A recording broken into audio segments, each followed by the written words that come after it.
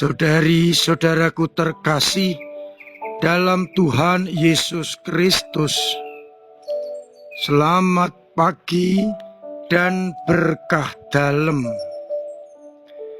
Kita berjumpa kembali dalam renungan harian Senin 10 Maret 2025. Seperti biasa, kita mendasarkan permenungan pada bacaan-bacaan Ekaristi hari ini. Dalam bacaan yang pertama dari kitab Imamat, Musa menyampaikan sabda Allah agar umat melakukan hukum-hukum yang ada. Hari ini kita dengarkan hukum ke-10 perintah Allah. Kuduskanlah kamu, sebab aku Tuhan Allahmu adalah kudus. Jangan mencuri, jangan berbohong, jangan berdusta, dan seterusnya. Hukum-hukum itu harus dilakukan dengan sungguh-sungguh, agar akhirnya mereka menjadi suci. Harus mengadili sesama dengan kebenaran, bukan dengan kebencian. Bersikap baik kepada sesama, mengasihi mereka seperti mengasihi diri sendiri. Sedangkan pada bacaan Injil, gambaran pengadilan terakhir disampaikan oleh Yesus. Pada akhir zaman, Allah akan memisahkan orang dalam 2 kelompok, sebelah kanan dan sebelah kiri. Seperti gembala memisahkan kambing-kambing dari domba-domba. Domba diletakkan di sebelah kanan dan kambing di sebelah kiri. Maka ketika Sang Raja Adil menghakimi kepada yang di sebelah kanan, Sang Hakim akan memberikan pengharapan, penghiburan, konsekuensi, dan juga apa yang akan diterima oleh orang-orang benar. Raja akan berkata kepada orang-orang yang di sebelah kanan,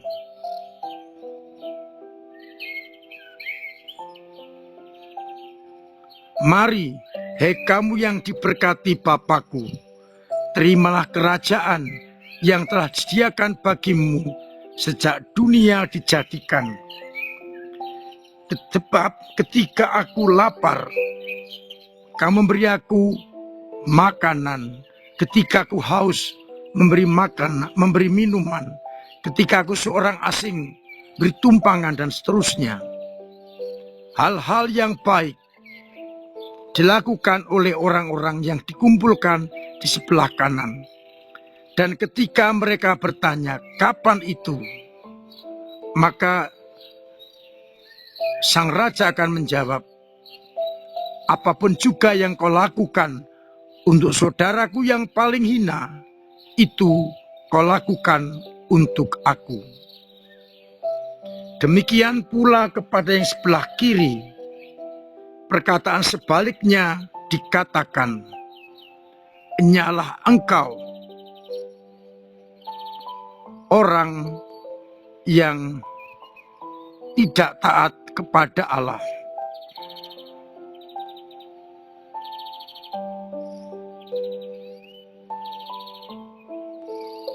Karena engkau tidak memberikan belas kasih kepada orang-orang yang membutuhkan, maka perkataannya termasuk sangat keras.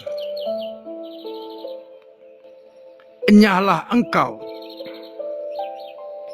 hei orang-orang yang tidak melakukan belas kasih.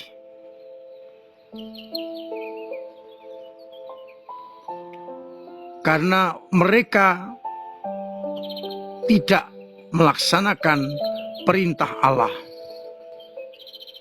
Enyahlah dari hadapanku, hei kamu orang-orang terkutuk. Enyahlah ke dalam api yang kekal, yang telah disediakan untuk iblis dan malaikat-malaikatnya.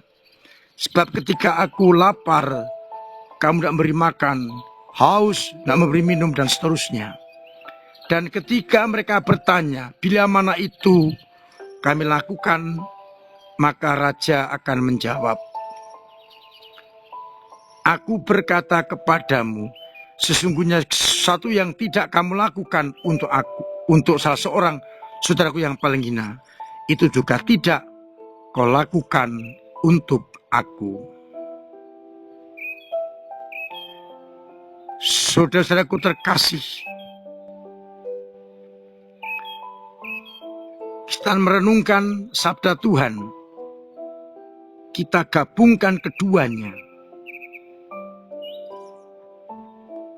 Bacaan yang pertama menggambarkan ajakan untuk melaksanakan perintah-perintah Allah, khususnya yang terangkum di dalam 10 perintah Allah. Itu memang perlu, itu memang penting, tetapi belum mencukupi. Belum cukup hanya melaksanakan perintah, sabda, dan kehendak Allah, tetapi perlu dibarengi dengan sikap tobat yang nyata, yakni bersikap baik, adil kepada orang-orang yang mungkin tersingkirkan, orang-orang kecil, orang-orang yang paling hina. Maka sikap tobat yang benar adalah yang berpegang teguh pada sabda dan kehendaknya, yang dibarengi dengan sikap hidup yang baik kepada sesama. Dengan demikian, perlulah aksi dari pertobatan kita. Oleh karena itu, pertobatan kita harus diwujud nyatakan lewat tindakan-tindakan yang konkret, tindakan-tindakan yang nyata, tindakan yang berkenan kepada Allah.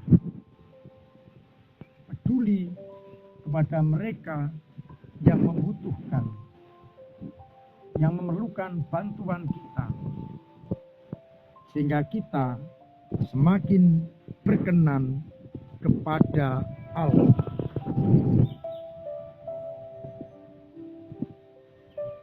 Umat perjanjian lama, orang-orang Farisi alias Taurat, berpegang teguh pada hukum,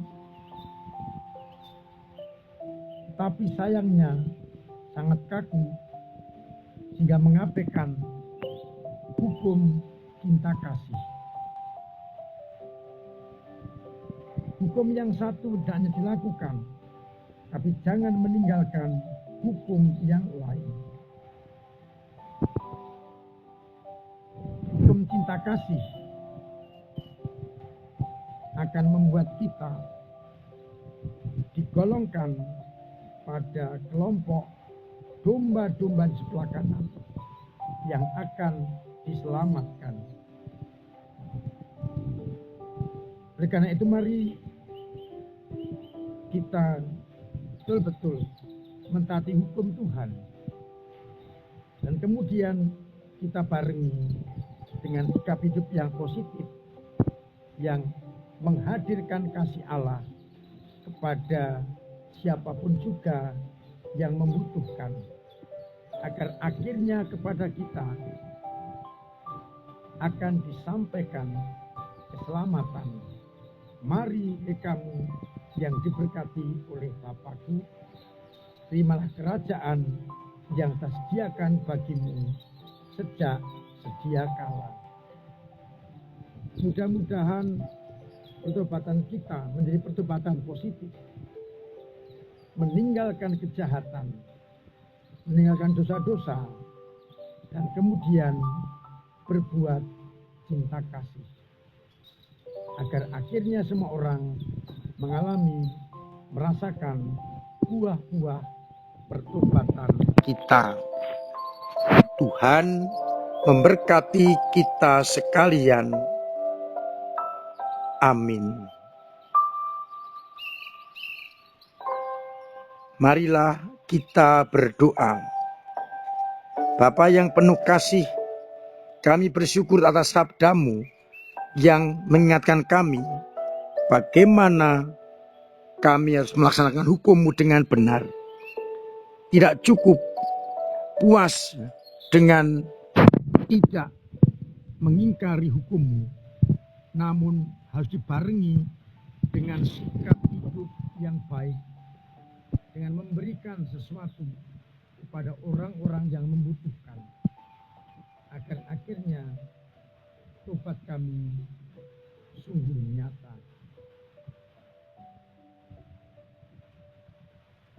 Kuatkan iman kami yang kadang lemah, kadang jatuh, kadang mandek, agar dengan iman itu kami tetap setia kepadamu.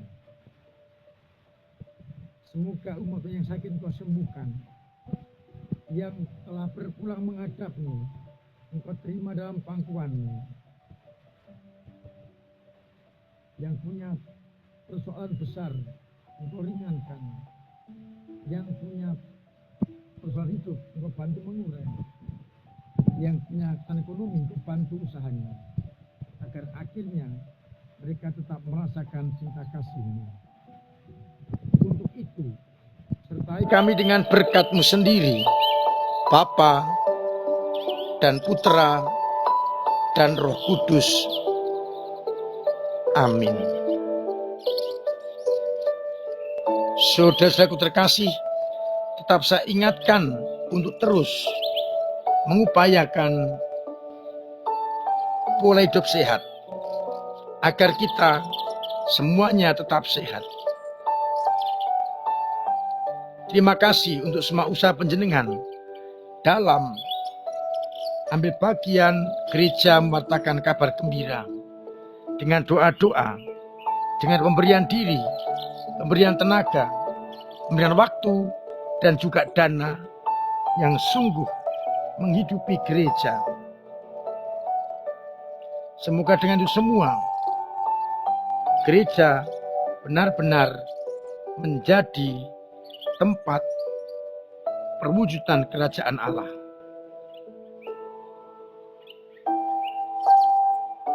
Setiap Jumat ada jalan salib. Saya undang umat untuk ambil bagian dalam jalan salib. Dilanjutkan dengan peran Ekaristi. Semoga kita semakin menghayati kesesaran Tuhan dan nanti kebangkitannya. Saya mengajak umat untuk hadir dalam perjumpaan APP di lingkungan-lingkungan, agar kita semakin mampu mengisi masa APP dengan tobat yang sejati. Kita ikuti semua program-program paroki agar semakin hidup.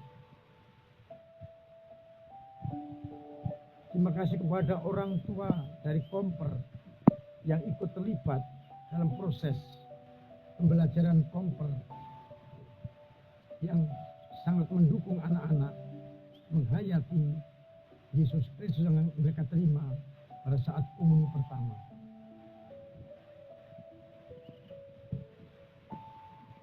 Masih banyak hal yang bisa diikuti untuk mengisi program-program paroki kita.